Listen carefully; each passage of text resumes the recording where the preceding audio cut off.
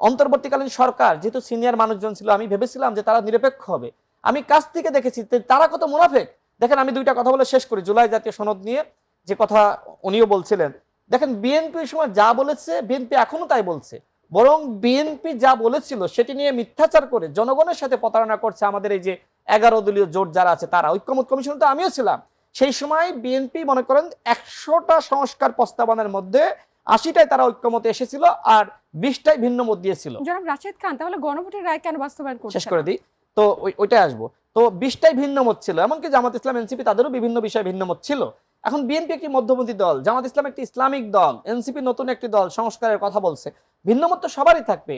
এবং দেখেন যে সময় গণভোট অধ্যাদেশ জারি করা হলো সেই সময় কিন্তু বিএনপির মহাসচিব প্রতিবাদ জানিয়েছিল, বললো না যে এই যে 4টা প্রশ্ন আর আপনার একটা উত্তরের, এটা তো হয় না, আপনি 4টা প্রশ্ন দিয়েছেন, আমাকে 4টা উত্তর দেওয়ার সুযোগ দেন। ওই সময় কিন্তু বিএনপি প্রতিবাদ লিপি দিয়েছিল। এরপরে দেখেন জুলাই জাতীয় সনদ, আপনি আমাকে 1 জুলাই জাতীয় সনদে যেখানে নোট অফ ডিসেন্ট আছে সেখানে স্বাক্ষর করালেন, পরবর্তীতে নির্বাচন কমিশন জুলাই জাতীয় সনদ বাস্তবায়ন আদেশ জারি করলো, এরপরে আমরা দেখলাম সেটা পাল্টে গেছে, নোট অফ ডিসেন্ট নাই। এই যে 2বার প্রতারণা করলেন, কিন্তু বিএনপি কিন্তু জনগণের সাথে প্রতারণা করে নাই। বিএনপি ওই সময় বলেছিল যে আমরা যে বিষয়গুলোতে সম্মত হয়েছি আমরা এইগুলোই বাস্তবায়ন করব। বিএনপি একই কথা বলছে, স্বাক্ষরিত জুলাই সনদের প্রত্যেকটা শব্দ অক্ষর লাইন আমরা বাস্তবায়ন করব। আমাদের মাননীয় প্রধানমন্ত্রী বলে নাই?